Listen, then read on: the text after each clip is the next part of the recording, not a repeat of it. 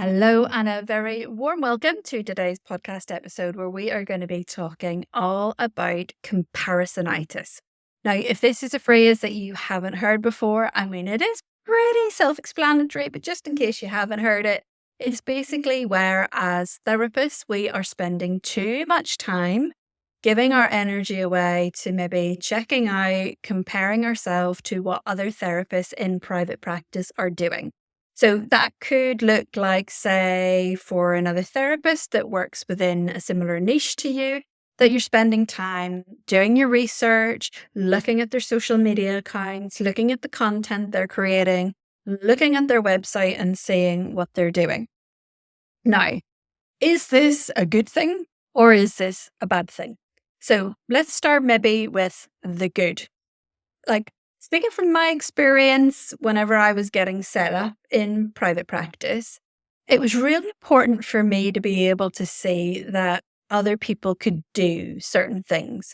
So when I was looking at other therapists specializing in binge eating, when I came across a couple of therapists that specialized in my niche area, and I could see that they had created like a really high quality branding around their private practice, that they had they'd created, I guess, different services. So they were moving away from the pay per session sort of model. They were creating packages, creating a lot of resources. They had email lists. They were writing newsletters. They were doing all of these different aspects of their marketing that I hadn't really seen done before. And their fee structure was different. They were charging a more premium fee.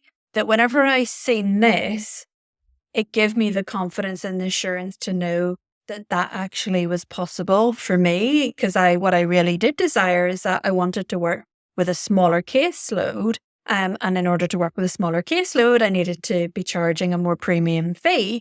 And so when I seen that this was being done by these therapists that I'd found by searching on the internet, it gave me the assurance that that could also be possible for me and that that was something that I wanted to do. And that is why I've then gone on to do. I've done that very thing. I've created a high quality website, branding, changed my services to be slightly different from traditional look. And I wouldn't have done that. I wouldn't have done that had I not have gone down that research, not looked at what other therapists were doing and saying that it's okay for you. It's okay for you to do things a little bit differently, from what other people are doing. So that is where going down that sort of route and doing that research and checking out other therapists that are in your nation, in your area, that's where it can be helpful. When can it not be helpful? I am 100% guilty of comparisonitis. Not so much now in terms of my private practice. I've sort of moved beyond that and I'm very content there. Probably more so now being in the mentoring space that I can definitely go down the comparisonitis route of looking at what other coaches, other mentors, etc. are doing and then getting all caught up in comparing myself to them.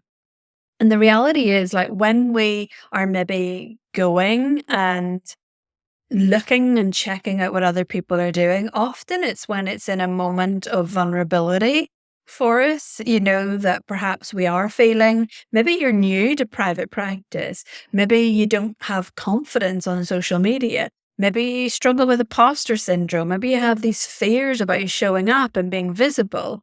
And so in a moment where perhaps you're feeling a little bit sensitive, you're feeling a little bit vulnerable, and then you go and look at these other accounts, all it's doing is reaffirming this insecurity that you're already feeling. Because whenever you go and look for research, look for information that other people are doing better, or that you perceive that other people are doing better, that's exactly what you're going to find. That's exactly what you're going to come across. And so perhaps maybe as a therapist, if you notice that maybe you are spending a lot of time on social media, maybe, like I said, the intention is a good one initially, that you're doing it to try and get content creation ideas or get inspiration, but that you notice that when you're doing it, you're starting to enter into a really unhelpful dialogue about yourself, then maybe it might be time to just notice that and to pull back a little bit. what I would say is, like, from my own experience of this and from conversations that I've had with other therapists in private practice, I think what we often do is we look at things, particularly on social media, we look at things through rose tinted glasses. And so when people are posting things on social media, maybe they do a post and it goes viral, maybe there's loads of engagement, loads of comments, that we make all sorts of assumptions about what that might mean for that other person without having the evidence behind it. So we can make all sorts of assumptions about, well, they must have a full practice, they must have a wait list, they must have this. But actually, we have no idea what is going on behind the scenes. That having a big following or having lots of engagement doesn't necessarily equate to having a full practice full of clients. The other thing that I think is really important to remember as well is that what a full practice looks like is wildly different for different people. So a full practice for me, for example, would be between 8 and 10 clients. That would be my practice full. For other therapists, a full practice might be 25. So when we maybe are looking at other therapists who are saying, DM, I have a wait list, etc., and you're sitting there and you've maybe only got 1 or 2 clients, or you haven't attracted any clients yet, and you're automatically feeling like a failure, just bear in mind that what a full practice looks like for them could be very different from you. The other thing as well is that a full practice for somebody might be a full practice, but from a variety of sources. So for me personally, I work fully in self-funded private practice. I don't receive referrals from other organizations. I don't work for EAPs any longer or anything like that. But other therapists who might be full in their practice, that might be a combination of self-referring clients, but also through EAP and other organizations that they're working with as well. And obviously that is very different when you're working for an organization versus you being fully in self-funded private practice, trying to attract your own clients also. So there's always lots of nuances to things. And sometimes we need to have the ability to take the rose-tinted glasses off and to not make assumptions about the success or what we believe to be the success that other people are having. Now, that being said, there are therapists out there that are absolutely killing it. There are therapists out there that are killing it on social media, that they're thriving, that being on places like Instagram is their natural platform. They do really well marketing themselves on it, and they are attracting referrals, they are attracting inquiries through, and they're doing really well. And what I would say to that is, as much as perhaps that might trigger something in you, it might trigger insecurity, it might trigger envy, and it's totally normal for those sorts of feelings potentially to come up. What I would encourage you to try and see it as possibility, that this is something that could be, if that is what you desire, of course, that this could be something that is possible for you. And is there something that I can learn here? For me personally, like a platform like Instagram isn't necessarily my preferred platform. It's not really a platform that I feel particularly at my best or my most creative. That being said, though, that I think there are great opportunities for me to learn from other therapists that actually do really well on that platform. So amazing people like Elsie Owen, like Lauren Baird, who seem to be absolute naturals on Instagram, that actually there's great opportunity for me to connect and learn from those people. And I think that is something that certainly over the last 6 months to a year is something I have been leaning into much, much more, is the power of connection with other therapists. So you may or may not know that earlier in this year, I hosted a summit. It was the Prosper in Private Practice Virtual Summit, where we had over 25 guest speakers who were talking about all things business, marketing, and mindset related for private practice success. And as part of that, I actually interviewed a number of different therapists that have been successful in private practice And they've all been successful in different ways. So some of them, for example, Lauren, that I just mentioned, has built up a practice around Instagram. So has Elsie, the people pleasing therapist. She's also had great success with running courses as well. We talked to Sarah, the binge eating therapist, who has had great success off YouTube. So I spoke to people that had really marketed their private practices in a variety of different ways. And I think the really interesting thing and the big learning for me in that was that even though a number of those people that I had interviewed technically would be competitors in that they also offer therapist mentoring services, that actually the power of connection was so much greater than competition because we all have very different and unique skill sets. So like Lauren, her strength is absolutely around Instagram and creativity around that. I am much more into, I love podcasting, but I also love like email marketing as well. So we all have slightly different areas of strength. And actually, isn't that a great opportunity that number one, that potentially that we can learn from each other's skill sets, but also from a client perspective, that we will attract different types of therapists into our services depending on what their needs are and what they're looking for. And so whenever I translate that into yourselves as therapists in private practice, it's kind of exactly the same thing, that you will all be very different. You will all have your own unique way of showing up. You will have your own unique way of marketing yourself. You will have your own unique style as a therapist. And just by being you, you are unique. And so just by showing up and being yourself and showing your skills, showing what you how you work, how you're able to help people, the clients that are aligned with you, the clients that are looking for a therapist just like you, are going to be attracted to that because we all are aligned with different things. We all have different preferences. We all have different likes and different dislikes. So there will be potential clients out there that are looking for a therapist just like you. So you don't need to get caught up in the comparisonitis. You don't need to try and copy or model yourself off another therapist who is being really successful. What you just need to do is learn perhaps some of the skills that they're demonstrating. And a lot of this is just skills around marketing, skills around creating reels, those sorts of things. All you have to be practicing is, how do I learn these skills to help market myself, but doing it as me, showing up as me in a way that feels good for me, and in having the faith and the confidence in knowing that the client that feels right for me is going to find me.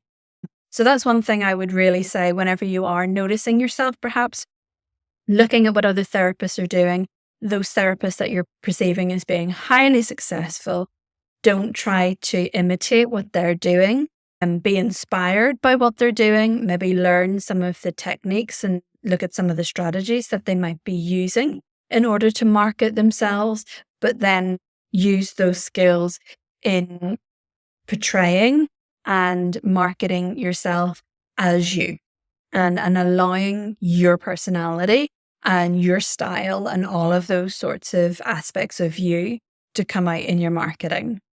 Coming back to the point around perceiving other therapists as being more successful, or that they're really killing it and, they're going viral with reels and they've got a wait list of clients and all of that sort of stuff. I mean, that's amazing. And I think we should be celebrating the fact that there are therapists who are building and filling a private practice on platforms like Instagram. Like, who'd have thought things like that would have been possible, like 10 years ago, that are now completely possible now. So we need to be celebrating that. But this brings me back to the interviews that I had with some of these therapists.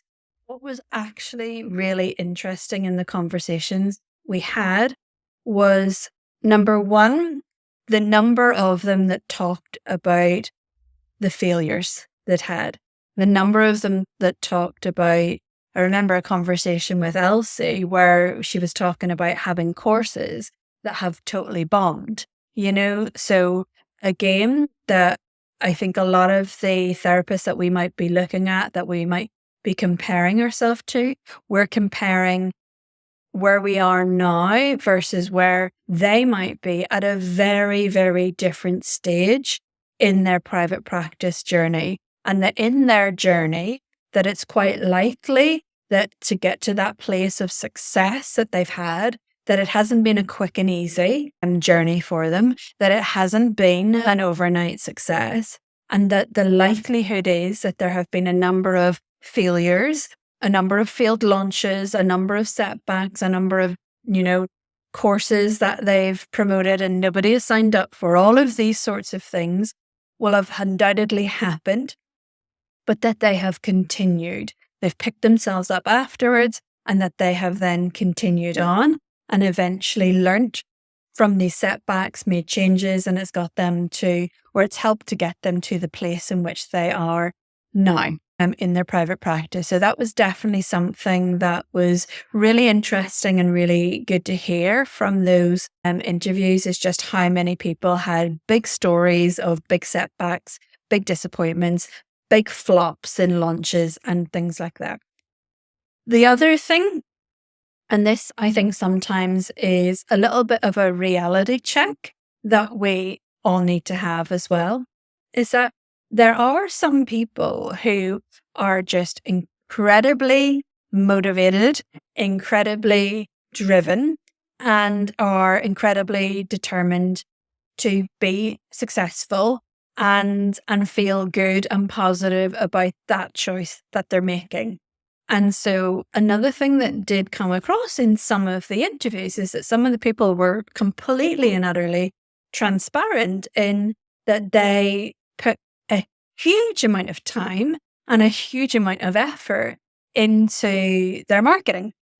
Some of these therapists that have huge following are showing up every single day on social media, are posting every single day on Instagram. And so when you're doing something consistently enough, with enough focus and with enough drive, it is going to lead to success. And so for some of those therapists, for example, Sinead is one of them from Intuitive Eating Ireland. She had said, full disclosure, and she wasn't recommending it, by the way, that she had posted every single day content on her Instagram every single day for 4 years. So I would fully expect that she would have a real thriving business, a big following, and have an audience built up there that she can be selling courses and things to as well. So when I talk about the little bit of a reality check, we can't sit as therapists,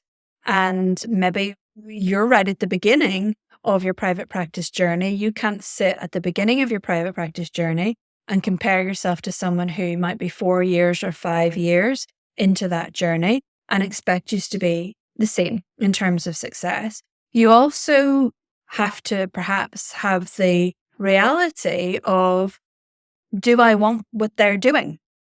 It is giving this amount of time and this amount of energy to marketing to get to where they are in terms of their success level.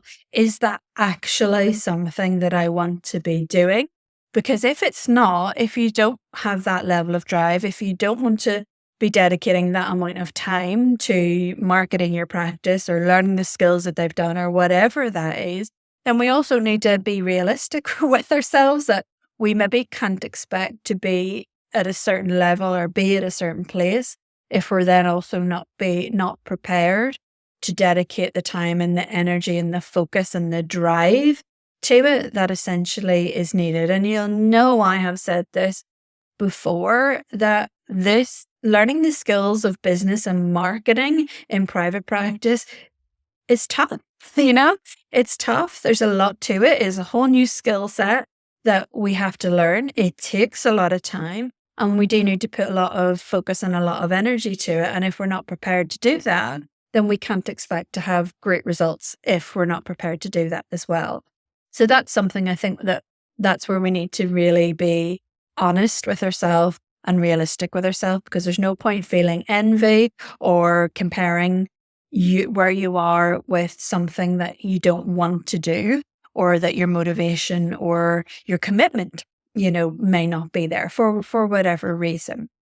So if I was trying to pull all of that in and maybe get some little pointers, some little things for you to take away from this episode, I think the first thing would be, bear in mind rose tinted glasses, that you might be looking at what other therapists are doing. You might be making lots of assumptions about success or what it is that they are doing. And that's potentially all they are. They are just assumptions, that it doesn't necessarily mean that things are going wonderfully or things are going fantastically for them. So just bear in mind rose tinted glasses.